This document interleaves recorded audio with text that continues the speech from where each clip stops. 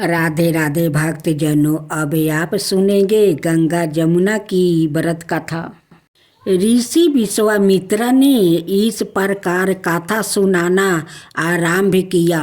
पर्वत राज हिमालय की अत्यंत रूपवती लावण्यमयी एवं सबर गुण संपन्न दो कन्याएं थीं। सुमेरु पर्वत की पुत्री मैना इन कन्याओं की माता थी। हिमालय की बड़ी पुत्री का नाम गंगा और छोटी पुत्री का नाम उमा था। गंगा अत्यंत प्रभावशाली और असाधारण देवी गुणों से संपन्न थी। वो किसी बंधन को स्वीकार न करे, मन माने मांगों का अनुसरण करती थी। उसकी इस असाधारण प्रतिभा से प्रभावित होकर देवता लोग विश्व के कल्याण की दृष्टि से उसे हिमालय से मांग कर ले गया। पर्वत राज की दूसरी कन्या उमा बड़ी तपस्विनी थी। उसने कठोर और असाधारण तपस्या करके महादेव जी को वर के रूप में प्राप्त किया। विश्वामित्रा के इतना कहने पर राम ने कहा, हे भगवान, जब गंगा को देवता लोग सूर्यलोक ले गया तो वो पृथ्वी पर कैसे अवतारित हुई और गंगा को तीर्थपथगा क्यों कहते हैं? इस पर ऋषि विश्वामित्र ने बताया, महादेव जी का विवाह तो उमा के साथ हो गया था, किंतु 100 वर्ष तक भी उनके किसी संतान की उत्पत्ति नहीं हुई। एक बार महादेव जी के मन में संतान उत्पन्न करने का विचार आया।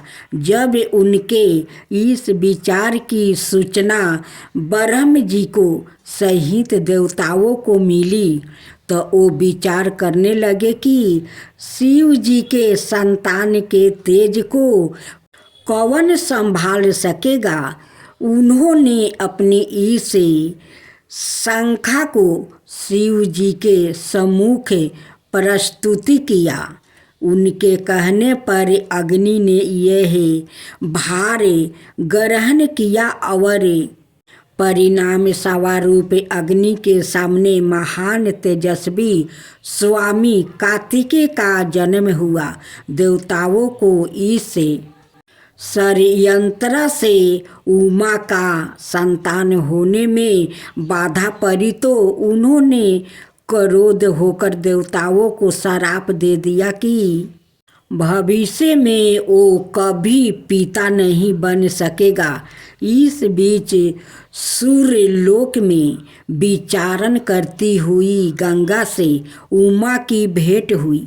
गंगा ने उमा से कहा कि मुझे सूर्यलोक में विचार करते हुए बहुत दिन हो गया है। मेरी इच्छा है कि मैं अपनी मातृभूमि पृथ्वी पर विचरण करूं। उमा ने गंगा आश्वासन दिया कि वो इसके लिए कोई प्रबंध करने का प्रयत्न करेगी। बस राम तुम्हारी ही अयोध्यापुरी में सागर नाम के एक राजा थे। उनके कोई पुत्र नहीं था। सागर की पटरानी केसनी विदर्भ प्रांत के राजा की पुत्री थी। केसनी सुंदर, धर्मात्मा और सत्या परायण थी। सागर की दूसरी रानी का नाम सुमिति थी, जो राजा अरिष्ट नेमि की कन्या थी। दोनों रानियों को लेकर महाराज सागर हिमालय के बिरगु परसावन नाम के परसंत में जाकर पुत्री समाप्ति के लिए तपस्या करने लगी। उनकी तपस्या से प्रसन्न होकर महर्षि बिरगु ने उन्हें वर दिया कि तुम्हें बहुत से पुत्रा की प्राप्ति होगी। दोनों रानियों में से एक का केवल एक ही पुत्रा होगा, जो कि वंश को बढ़ाएगा, और दूसरी के साथ हजारों पुत्रा होगा। कौन सी रानी कितने पुत्रा चाहती है, इसका निर्णय में सवाए आपस में मिल कर ले। केसनी ने वंश को बढ़ाने वाले एक पुत्र की कामना की, और गरुड़ की बहन सुमिति ने 60,000 बलवान पुत्र की। उचित समय पर रानी केसनी ने असमंस नाम के पुत्र को जन्म दिया। रानी सुमिति के गर्भ से एक तुम्बा निकला, जिसे फोड़ने पर छोटे छोटे 60,000 पुत्र निकले। उन सबका पालन पोषण घी के घरों में राख कर किया गया। कल चक्र बिताता गया और सभी राजकुमारी युवा हो गया। सागर का ज्येष्ठ पुत्र असमंस 12 दुराचारी था, और उसे नगर के बालकों को सरजुग नदी में फेंक कर उन्हें डुबाते हुए देखने में बड़ा आनंद आता था। इस दुराचारी पुत्र से दुखी होकर सागर ने उसे अपने राज्य से निर्वासित कर दिया। असमंस के अंशुमान नाम का एक पुत्र था। अंशुमान अत्यंत सदाचारी और परिक्रमी था। एक दिन राजा सागर के मन में अश्वमेध यज्ञ करवाने का विचार आया। शीघ्र ही उन्होंने अपने इस विचार को कार्य रूपी में परिणित कर दिया। राम ने ऋषि विश्वामित्र से कहा, गुरुदेव, मेरी रुचि अपने पूर्वजों सागर की यज्ञ गाथा को विस्तार पूर्वक सुनने में है। अतः कृपा करके इस वृत्तांत को पूरा सुनाइए। राम के इस तरह कहने पर ऋषि विश्वामित्र प्रसन्न होकर कहने लगे, राजा, सागर ने हिमालय और विंध्याचल के बीच की हरी भरी भूमि पर एक विशाल जगह मंडप का निर्माण करवाया।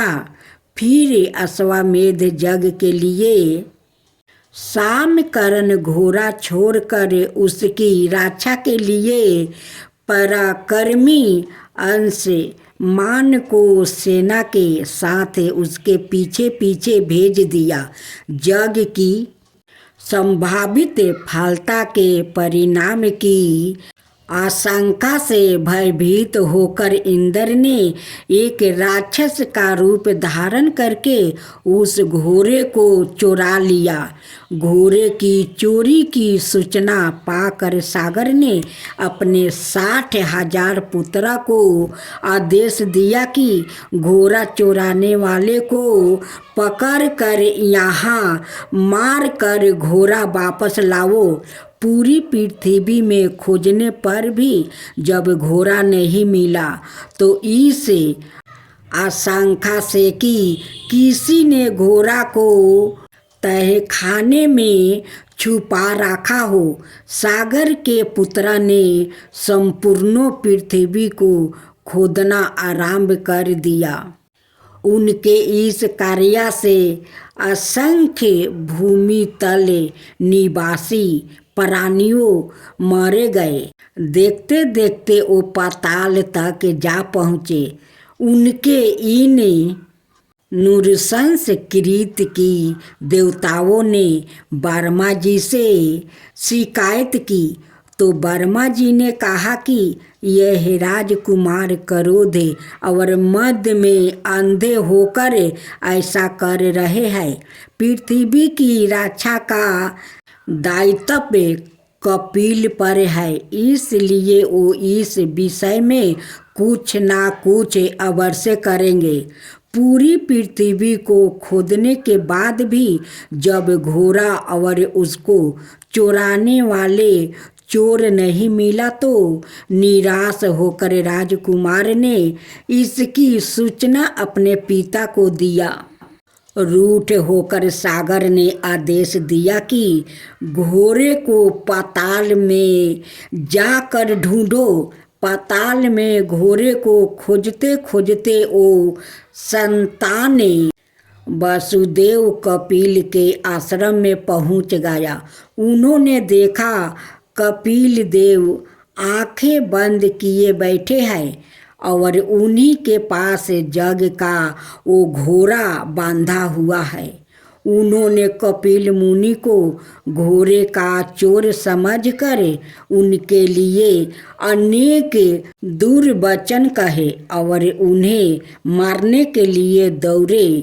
इन करतूतों से कपिल मुनि की समाधि भंग हो गई। उन्होंने क्रोध होकर सागर के उन सब पुत्रा को भस्म कर दिया।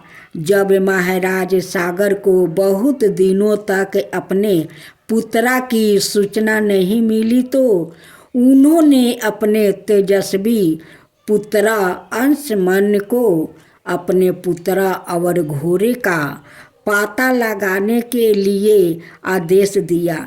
वीर अंशुमन शास्त्रों स्तोर से सूचित होकर उसी मार्ग से पाताल की ओर चल पड़ा जिसे उसके चाचाओं ने बनाया था। मार्ग में जो भी पूजनीय ऋषि मुनि मिले उनका यथोचित सम्मान करके अपने लक्ष्य के विषय में पूछता हुआ उस स्थान तक पहुंच गया जहाँ पर उसके चाचाओं के भस्मीभूत शरीरों की राख पड़ी थी और पास ही जग का घोड़ा चर रहा था।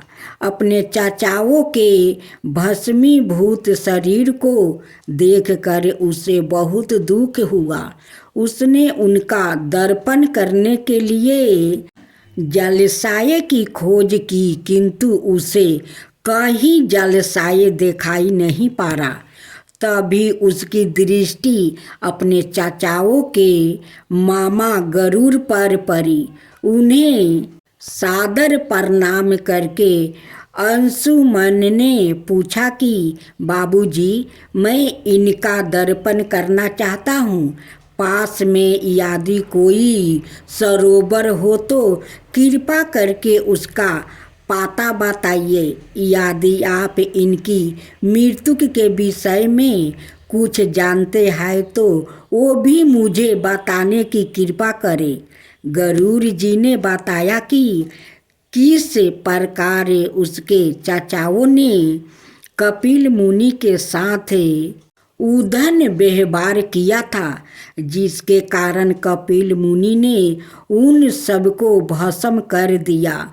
इसके पश्चात गरुड़ जी ने अंशुमन से कहा कि यह सब अलौकिक शक्तियाँ वाले दिव्य पुरुष के द्वारा भस्म किया गया है। अंत लौकिक जल से दर्पण करने से इनका उद्धार नहीं होगा।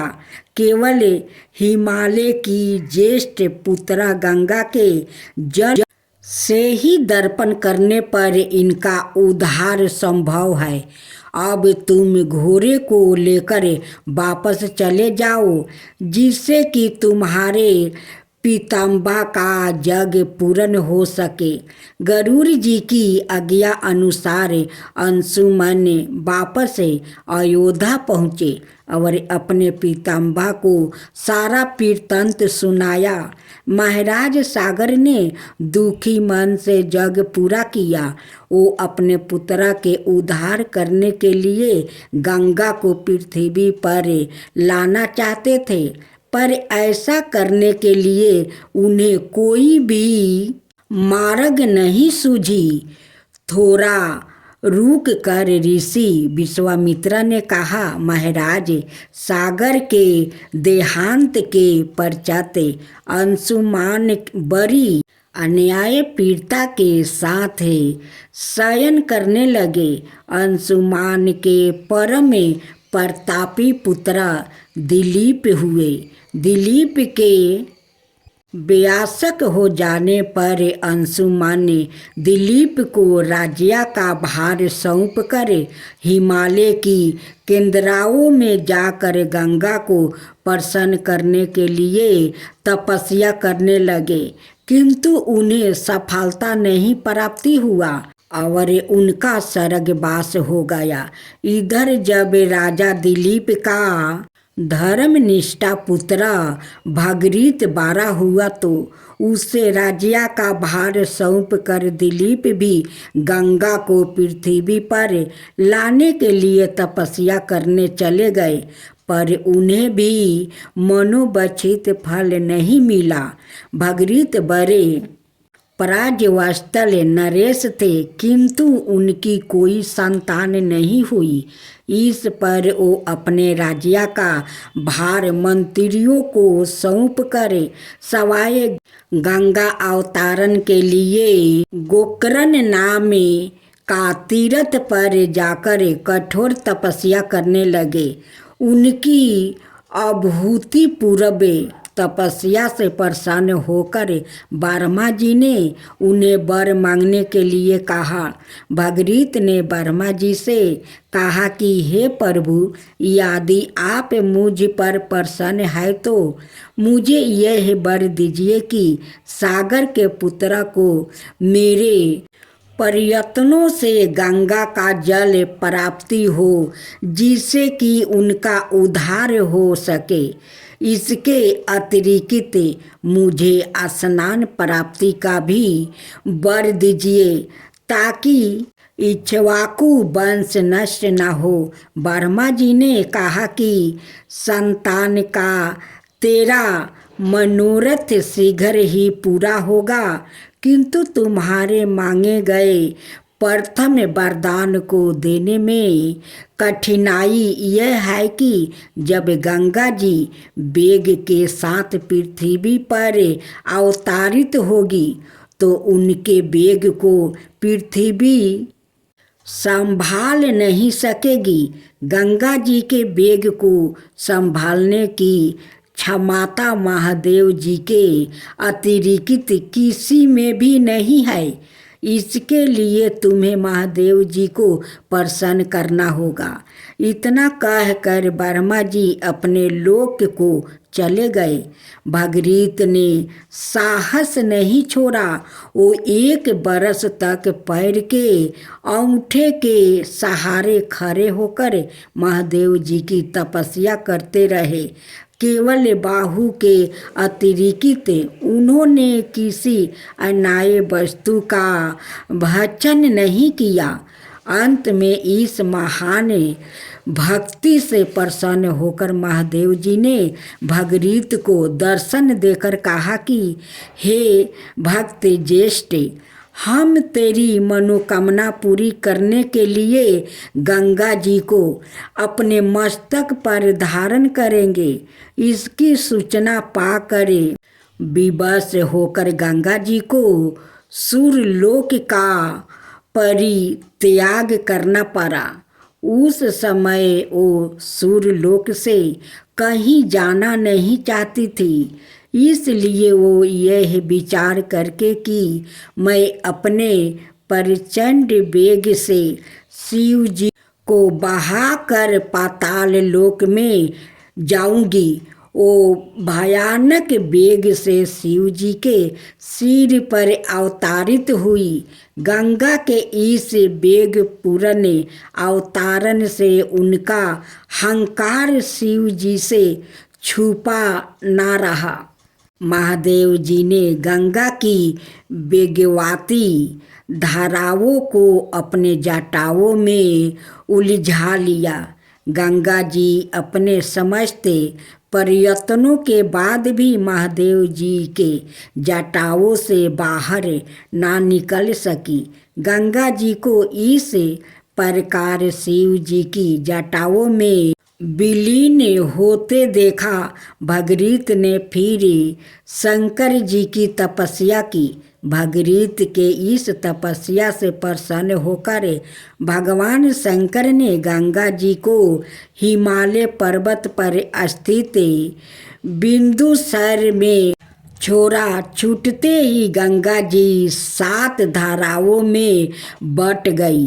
गंगा जी की 3 धाराएं हांदिनी, पावानी और नीलिनी पूरब की ओर प्रवाहित हुई। सुतछु, सीता और सिंधु नाम की 3 धाराएं पश्चिम की ओर बही और 7वीं धारा महाराज भगीरथ के पीछे पीछे चली।